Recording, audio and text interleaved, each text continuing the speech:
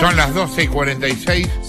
Rolo, detuvieron, es increíble esta historia, detuvieron en Tucumán a un rumano que buscaban por explotar cajeros automáticos en España.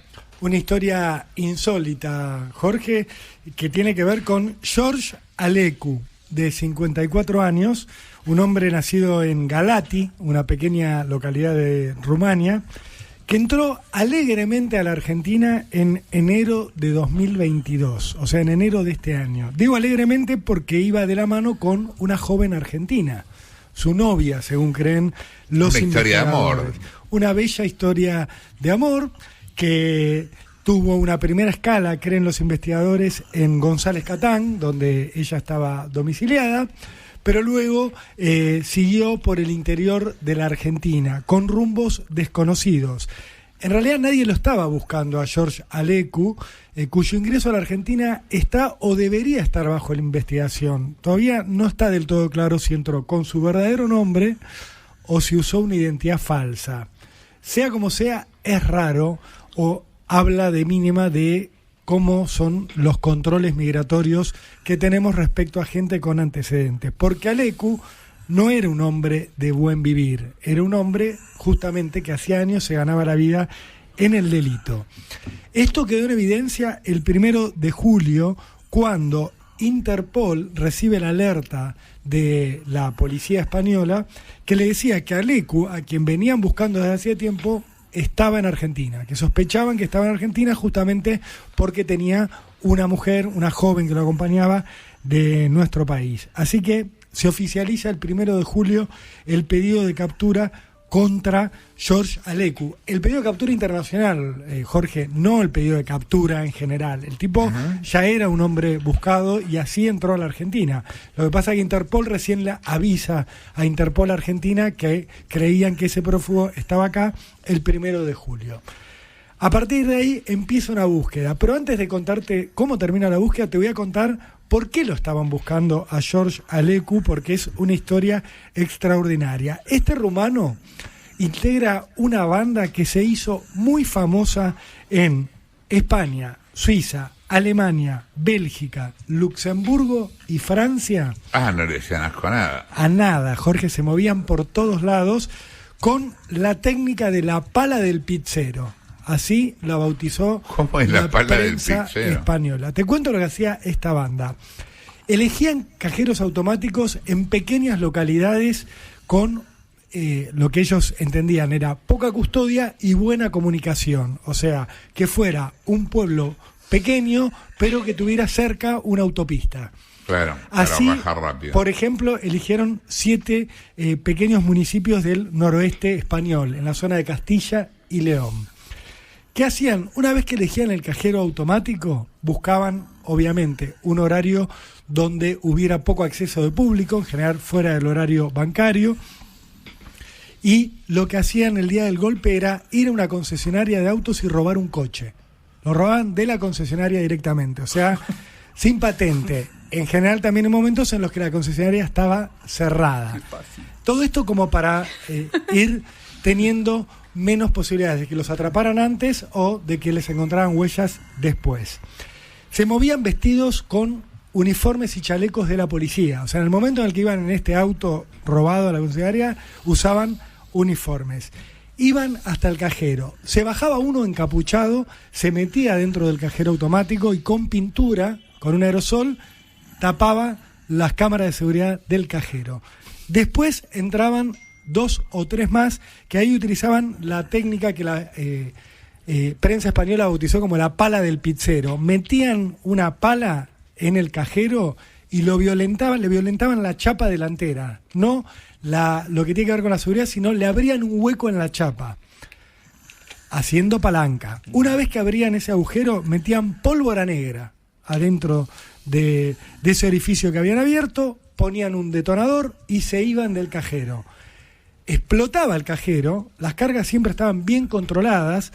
Lo que dicen los investigadores es que se aseguraban de no romper lo que es la caja fuerte, Claro. así le llaman en España, acá algunos le dicen los buzones, pero es el contenedor de la plata propiamente dicho. O sea, reventaban el blindaje del cajero, pero no la caja o el cajón donde estaba el dinero. La explosión era muy fuerte.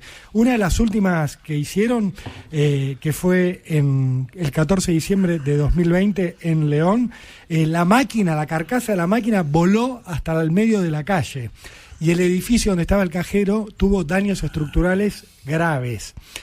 ¿Qué hacían? De inmediato sacaban esta caja fuerte con la plata, no la abrían ahí, la cargaban en el auto que habían robado en la concesionaria, escapaban hasta un punto ciego de cámaras de seguridad, que no hubiera cámaras de la calle, dejaban abandonado el auto robado en la concesionaria, lo rociaban todo con el extintor de incendios, todo del interior y todo lo que podían del exterior de las manijas para borrar todo tipo de huellas. O sea, no solo evitaban huellas digitales, sino trataban de quitar toda posibilidad de que hubiera material genético, pelos, cosas de ellos, o por lo menos complicarles los análisis, y desaparecían por una autopista rápidamente. Este golpe que te cuento de la zona de León, se llevaron 48.000 euros en efectivo. Ajá. Solo en ese robo. Se calcula que en total esta banda dio 22 golpes diferentes en todos estos países que yo te comentaba. Promedio total en cuanto a los botines sustraídos, una ganancia de 1.500.000 euros. Hizo esta banda, que tendría al menos 7 integrantes, rumanos, belgas y algún español. Están buscando conexiones españolas. Lo que dice la información de la cadena SER es que Alecu era uno de los últimos que faltaba atrapar, justamente porque tuvo la viveza de rajarse. Los demás los agarraron en Europa, en distintos domicilios de Europa. Alecu se vino para acá, estuvo en González Catán, pero de ahí se fue hacia Tucumán. Estuvo en Santa Ana, estuvo en Concepción y estuvo en Aguilares, donde la familia de su novia donde vive la familia de su novia. Allí finalmente lo atrapó la Policía Federal ayer. Lo siguieron, lo ubicaron en ese lugar, no dieron indicios de cómo lo habían encontrado, pero lo cierto es que la larga huida de George Alecu, el rumano del 1,5 millones de euros, de 54 años, terminó por ahora en este pequeño localidad que se llama Aguilares, Tucumán. Ahora está a disposición de la Justicia Federal. Veremos qué pasa con su extradición y veremos, te quiero agregar este último dato, si es posible que este hombre tenga alguna conexión con explosiones de cajeros automáticos que hubo durante el año pasado en La Plata y en la zona sur del conurbano, porque era una técnica y bueno, que muy parecido, ¿no? Claro. Era una técnica que no se conocía en la Argentina y que empezó a aparecer fuerte en 2021. Bueno, está bien, reforzamos las importaciones. Digamos, por eso, Jorge. De servicios. Habrá que Claro. ver si este servicio, el que habla Marina, si Alecu, además de venir ahora para escaparse, hizo algún laburito, en algún digamos. momento estuvo yendo y viniendo para hacer algún laburito por acá. Pero la huida de Alecu, el rumano que hacía la técnica de la pala del pizzero, ha terminado en Tucumán. Bien, hoy es un día de historias insólitas. Otra historia insólita: encuentran en la playa cercana al puerto de Bahía Blanca 26 kilos de cocaína. Una historia no tan insólita, porque, o sea, es insólito el hallazgo y dónde. ¿Por qué? Porque el hallazgo se produjo en una playa de la Armada, en una playa Peor. de acceso restringido, que se llama Punta Ancla, que queda en la zona de Bahía Blanca. El hallazgo, también hay que decirlo, lo hizo personal de la Armada. Apareció en su playa, pero lo hicieron ellos. ¿Qué encontraron ahí enterrado en la arena? Un bolso con 25 panes de cocaína. Peso total declarado 26 kilos de cocaína. El bolso era exactamente... No, qué raro que no mandaron 30, ¿no? Y bueno, viste, Jorge, a veces Cuando las cuentas manda, le no dice, les alcanzó. te mando más 24. o menos 20 y pico, le dice. Ahí te llegan los 23 de los 21 que te van a estar tocando el timbre ahora. Te mando unos 20 y pico. ¿Por qué te digo que no es tan inédito? Porque el 30 de junio, hace unos días nada más, en la zona de Ingeniero White, en la ría de Ingeniero White, también estamos hablando frente a la base de Puerto Belgrano, cerca de Bahía Blanca, aparece una lancha fantasma. Una lancha con todo el equipamiento, con todo el material de seguridad que necesitan los tripulantes, a la deriva. La encuentra Prefectura. La van a buscar. Nadie manejándola. Sin nadie, una lancha fantasma. Ajá. La encuentran y lo más curioso es que nadie la reclama. O sea, no es que la llevan a puerto, dan el alerta. Es como Chicone, que no tenía dueño. No tenía dueño la lancha fantasma. ¿Qué hace Prefectura? Bueno, la secuestra, busca al dueño. El dueño era un ciudadano de origen paraguayo. Van al domicilio declarado, estaba el padre dice, no, yo no tengo relación con mi hijo, no sé nada, no conozco la lancha, no sé en qué anda, no sé dónde está mi hijo. Parecía una anécdota de la costa argentina, pero al día siguiente la Prefectura se encuentra con 5 bolsos flotando en la ría de Ingeniero White. 5 bolsos que tenían 25 paquetes con 170 kilos de cocaína en total. Esa fue la primera investigación que se abrió. Ahora lo que dicen es que estos 26 kilos, el bolso es muy parecido, el bolso enterrado en la playa, y que sería parte de este mismo cargamento, estos 196 kilos. ¿De qué estamos hablando cuando estamos hablando de esto? De el gran negocio que está teniendo la logística narco argentina, que tiene que ver con cargar la cocaína cuando los barcos están fuera del puerto. Antes de que pasen los controles, a veces lo que dicen es que hay 2 modalidades.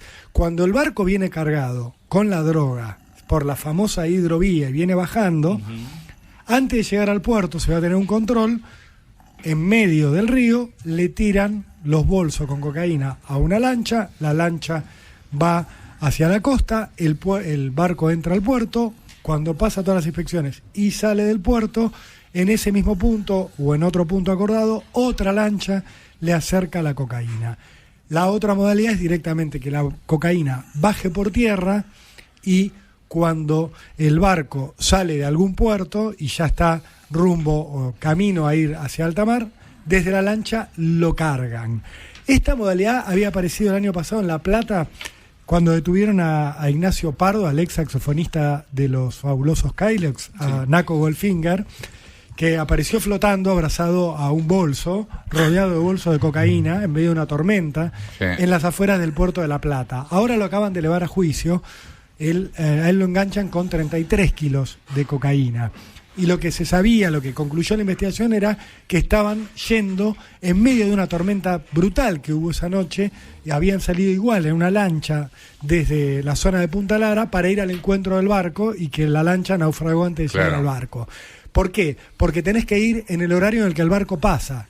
Llueve, truene, haya tormenta, ola gigantesca, esté Moby Dick, lo que sea, vos tenés que ir y llevar la cocaína. Y no hay tutía con esto. Esto es la nueva modalidad de la logística argentina del narcotráfico.